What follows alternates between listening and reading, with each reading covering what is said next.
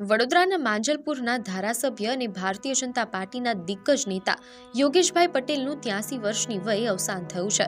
50 વર્ષથી વધુ લાંબા જાહેર જીવનમાં વડોદરાના રાજકારણના અજય યોદ્ધા ગણાતા યોગેશ કાકાએ 1990માં રાવપુરા બેઠક પરથી પોતાની પ્રથમ ચૂંટણી જીતીને અણનમ રાજકીય સફરની શરૂઆત કરી હતી। તેમની લોકપ્રિયતા એટલી પ્રચંડ હતી કે વર્ષ 2022ની ચૂંટણીમાં ભાજપે 75 વર્ષથી વધુ ઉંમરના નેતાઓને ટિકિટ ન આપવાના કડક નિયમમાં પણ યોગેશ કાકા માટે ખાસ અપવાદ સર્જ્યો હતો અને પક્ષે સામેથી તેમને ટિકિટ આપી હતી।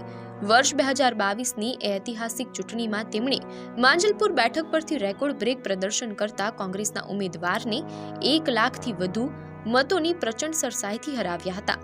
8મી વખત ધારાસભ્ય તરીકે ચૂંટાયા બાદ તેઓ ગૃહના સૌથી વરિષ્ઠ સભ્ય હોવાના નાતે ગુજરાત વિધાનસભાના પ્રોટેમ સ્પીકર બન્યા હતા, જ્યાં તેમણે મુખ્યમંત્રી ભૂપેન્દ્ર પટેલ અને અન્ય ધારાસભ્યોને શપથ લેવડાવ્યા હતા।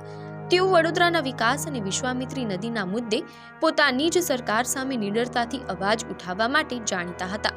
જનતાના પ્રશ્નો માટે સદાય તત્પર રહેનારા આ લોકનેતાની વિદાયથી સમગ્ર વડોદરા અને ગુજરાતના રાજકારણમાં ક્યારેય ન પૂરાય તેવી ખોટ પડી છે।